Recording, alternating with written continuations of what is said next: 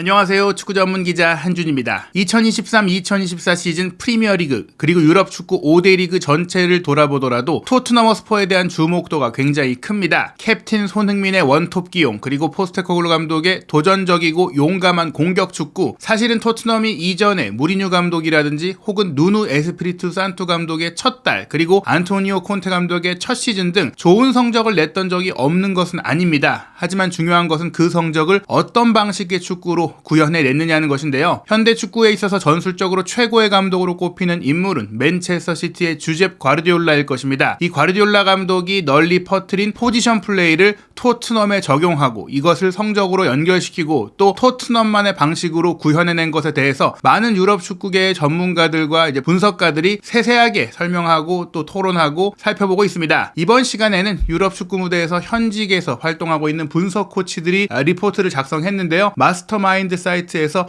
포스테코글루의 토트넘의 전술 어떻게 작동하고 있는지, 그리고 손흥민 선수를 원톱으로 기용하고 있는 것이 단지 득점을 늘린 것, 득점력을 높인 것뿐 아니라 어떠한 전술적인 효과가 있는지 세세하게 설명한 내용들, 공격, 수비, 빌드업 모든 면에 있어서 딱 한 편으로 이해할 수 있는 토트넘 한편 전술 정리, 지금부터 전체 내용 해석하고 해설해드리도록 하겠습니다. 토트넘 팬들은 마우리시오 포체티노 감독 경질 이후 무질서했던 4년을 견뎌왔지만 마침내 호주에서 가장 존경받는 감독인 엔지 포스테코글루의 부임으로 어느 정도 안정을 되찾은 것 같습니다. 프리미어리그 시즌이 시작된 지 한 달여 만에 포스테코글루 시대가 본격적으로 시작되었습니다. 토트넘처럼 저평가된 팀에게 한 달 무패 행진은 역대 최고의 선수라고 할 수 있는 해리 케인을 잃고 정신없는 프리시즌을 보낸 팀 입장에서는 기분 좋은 놀라움이 되고 있는데요. 9월에 인터내셔널 브레이크를 전후로 토트넘은 지금까지 프리미어리그의 거의 모든 팀보다 더 낙관적인 전망으로 순위표에서 2위를 차지하고 있습니다. 지금까지 엔지 포스테코글루 감독의 토트넘에 대한 분석은 다음과 같습니다. 엔지 포스테코글루 감독은 이번 시즌 4-2-3-1 포메이션을 구축하며 9번,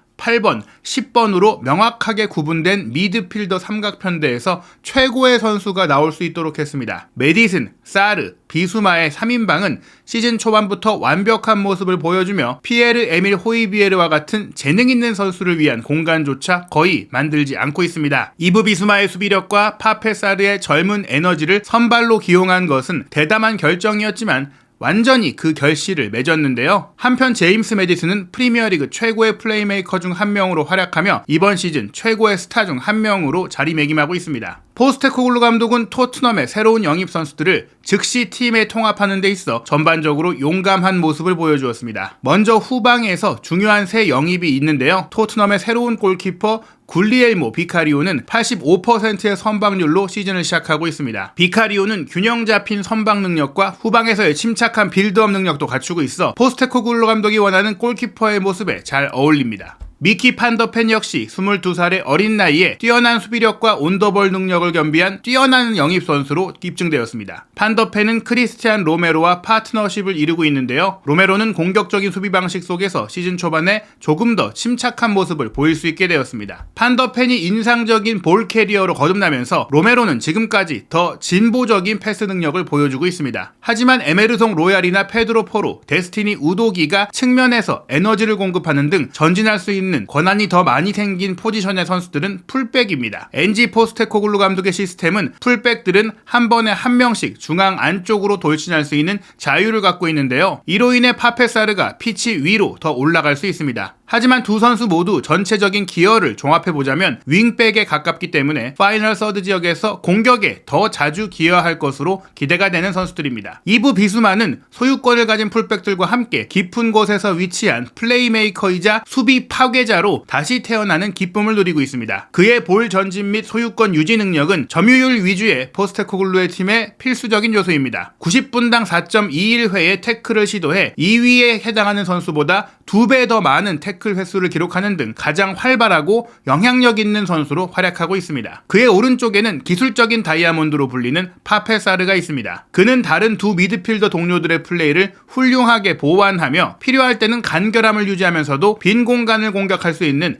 전술적인 지능을 갖추고 있습니다. 세네갈 출신의 박스2박스 미드필더인 사르는 우루과이의 슈퍼스타 로드리고 벤탄쿠르의 복귀 예정과 올리버 스킵과의 경쟁에도 불구하고 앞으로 몇 년간 토트넘의 주전 자리를 능숙하게 채울 준비가 되어 있는 것으로 보입니다. 자유로운 스타로서 더욱더 발전된 역할을 하고 있는 선수는 제임스 메디슨입니다. 레스터 시티에서 4천만 파운드에 영입한 메디슨은 경기장 어느 곳에서든 끊임없이 팀의 발전과 전진을 이끌며 토트넘의 주축이 되고 있습니다. 그의 드리블, 패스, 슈팅이 매우 결정적이고 정확해 이미 7경기에서 6개의 공격 포인트를 기록하고 있습니다. 포스테코글루 감독의 시스템에서 윙어들은 상대 수비를 아웃 투 인으로 공격하고 포워드가 넓은 위치에서 공을 더 빨리 받을 수 있도록 하는 중요한 측면인 폭을 대부분 차지합니다. 엔지 포스테코글루 감독은 각각의 역할에서 가장 적합한 선수가 누구인지 파악하기 위해 이 부분에서 누가 선발 선수로 나설지도 고민하고 있습니다. 손흥민 선수는 왼쪽 측면에서 시즌을 시작했지만 골문 앞에서의 퀄리티와 히샬리송의 부족한 모습을 고려해 중앙 안쪽 공격수로 자리를 옮겼죠. 히샬리송이 골을 넣는데 고전하고 있기 때문에 손흥민 선수가 번리전 해트트릭 이후 앞으로 계속 스트라이커 역할을 잘 해낼 것으로 예상됩니다. 손흥민 선수의 번리전 2골을 어시스트했던 마노르 솔로몬은 왼쪽 측면에 배치될 수 있습니다. 새로 영입한 브레넌 존슨도 3가지 공격 포지션 중 어느 위치에서나 출전할 수 있는데요. 하지만 데안 쿨루셉스키가 여전히 측면에서 창의적인 위협을 가하고 있기 때문에 그가 해야 할 일이 많을 것입니다. 제임스 메디슨을 제외하면 최근 영입한 선수들 중 당장 토트넘의 운명을 바꿀 만한 유명한 선수는 없습니다. 하지만 전체적으로 볼 때 엔지 포스테코글루 감독은 팀의 균형 속에서 선수들의 능력을 최대한 끌어내고 있습니다. 이는 훌륭한 감독의 특징이며 누누 에스피리투 산투 감독의 부임 첫 달에도 시즌을 잘 시작했지만 그때와는 확실히 다른 느낌입니다. 맨체스터 시티만이 시즌 초반에 순항하고 있기 때문에 토트넘은 큰 시즌, 우승을 노릴 수 있는 시즌을 맞이하게 된 것이죠. 공격 구조를 살펴보겠습니다. 올 시즌 토트넘의 복잡한 포제션, 볼 점유 전술이 매우 인상적인데요. 골킥을 통한 3+1 빌드업을 시작으로 토트넘은 소유권을 유지하고 3선을 쉽게 돌파할 수 있는 토대를 마련했습니다. 골키퍼를 빌드업에 적극적으로 활용하는 것은 이번 시즌 많은 프리미어리그 팀들이 중요하게 여기는 부분이지만 볼 소유권을 더 중시하는 토트넘의 특성상 비카리오 골키퍼는 누구보다 침착한 플레이를 보여줘야 합니다. 26살인 비카리오의 평균 패스 길이는 프리미어리그에서 3번째로 낮고요. 골킥 성공률은 매우 높습니다. 즉 비카리오는 토트넘이 3선을 통해 빌드업할 때 짧은 패스를 통해 공을 유지하는 것을 선호합니다. 하지만 공이 오픈 플레이로 전환되면 엔지 포스테코글루 감독의 풀백들은 종종 비수마보다 앞쪽에 하프 스페이스에 있는 중앙 미드필더로 전환합니다. 이렇게 하면 무수히 많은 트라이앵글이 생성되어 중앙 지역에서 3인 조합을 쉽게 만들 수 있습니다. 이 단계에서 우도기는 90분당 4.3회의 프로그레시브 캐리, 공 전진 운반을 기록할 정도로 놀라운 스피드와 용기를 가지고 공을 전진시키면서 이 지역으로 진입하는 능력이 뛰어나기 때문에 매우 중요한 역할을 해오고 있습니다. 특히 좁은 공간에서 공을 소유하고 아주 작은 틈새를 파고들어 왼쪽 윙으로 질주하는 능력도 갖추고 있습니다. 이러한 우도기의 모든 자질에도 불구하고 비수마는 지금까지 딥 미드필더 포지션에서 가장 돋보이는 선수였습니다. 비수마는 뛰어난 기술적인 컨트롤로 편안하게 공을 소유하고 있습니다. 상대의 압박을 드리블로 돌파하고 선수와 공 사이에 몸을 위치시킵니다. 그리고 단순히 소유권을 유지하는 것뿐만 아니라 앞으로 나아가는 방식도 중요한데요. 비수마는 정규 선발 선수 중 90분당 파이널 서드 지역 패스가 7.11회로 가장 많은 기록을 하고 있습니다. 공을 전진시키는 또 다른 주요 루트는 제임스 메디슨을 통해 이루어집니다. 순간순간 우도기와 로테이션을 이루는 메디슨은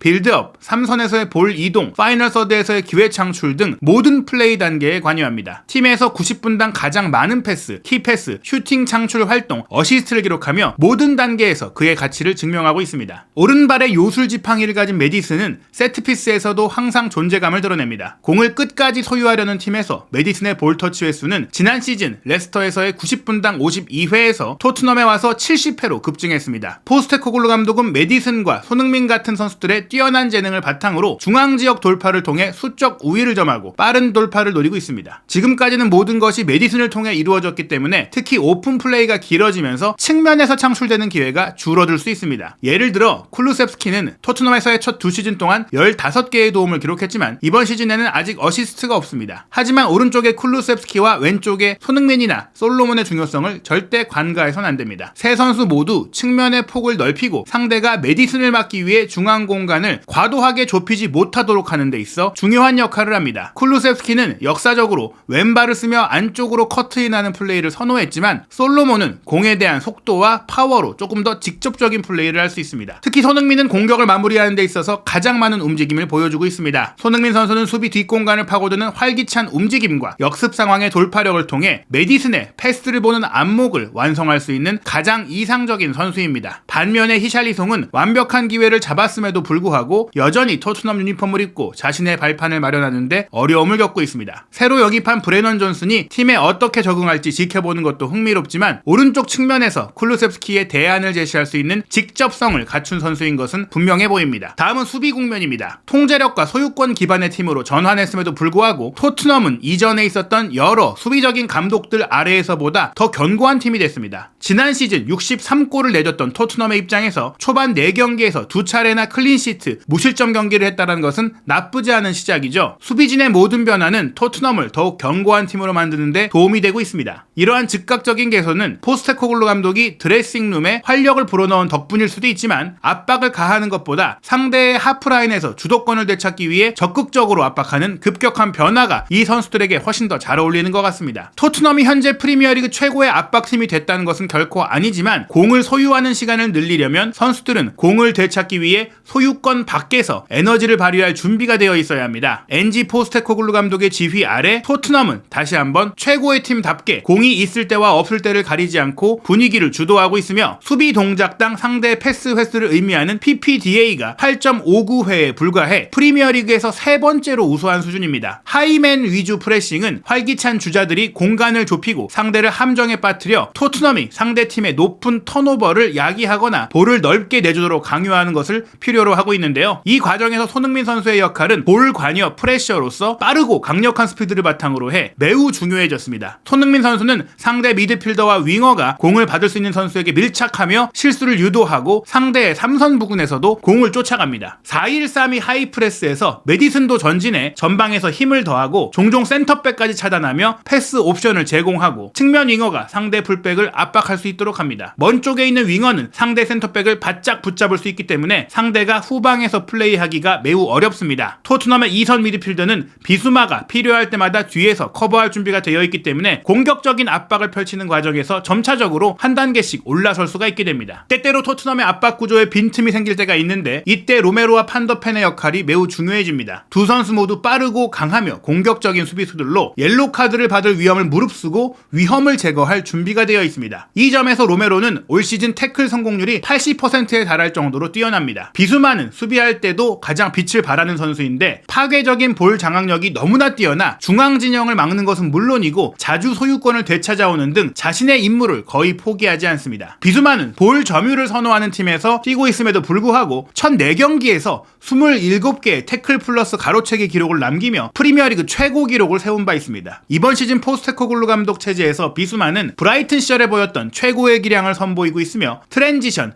전환 상황에서 즉시 공을 되찾아오는 수비진의 핵심 멤버로 활약하고 있습니다. 파이널 서드 지역을 너무 많이 차지하다 보니 수비 전환 시에 상대에게 공격할 수 있는 공간이 생길 수밖에 없는데요. 한 번에 한 명의 풀백만 공격에 가담하게 하는 경직된 자세까지 유지한다면 수비 전환에도 큰 도움이 될 수 있을 겁니다. 하지만 비수마가 수비에서 뛰어난 활약을 펼치는 것은 시즌이 진행됨에 따라 로메로와 판더펜의 체력을 유지하는 것은 말할 것도 없고 시즌 내내 핵심적인 역할이 될 것입니다. 현재로서는 포스테코글루의 토트넘이 모든 면에서 이전의 토트넘보다 훨씬 더 개선된 팀이라는 것을 보여줍니다. 토트넘의 새로운 시대는 마침내 터널 끝에서 빛을 볼 수 있게 된 토트넘 팬들에게는 매우 흥미진진할 것입니다. 잉글랜드 축구는 그 어느 때보다 어렵고 스코틀랜드 프리미어리그에서 2년간 활약한 것이 유일한 유럽 무대 경험인 포스테코글루 감독에게 큰 성과를 기대하는 것은 어려운 일일 수 있습니다. 하지만 이제는 그 기대치를 조정할 필요가 있는 것 같습니다. 감독의 가치는 최근의 성과가 아니라 어떻게 성공을 거두었는지에 따라서 평가되어야 할지 모릅니다. 포스테코글루 감독은 긍정적으로 전염성이 강한 감독이며 마침내 토트넘의 우승 트로피를 가져다 줄 수 있는 감독일지도 모릅니다. 물론 시간이 지나봐야 알겠죠. 마스터마인드도 토트넘의 우승 가능성을 조심스럽게 점치고 있습니다. 콘테 감독 시절의 첼시 그리고 라니에리 감독 시절의 레스터시티까지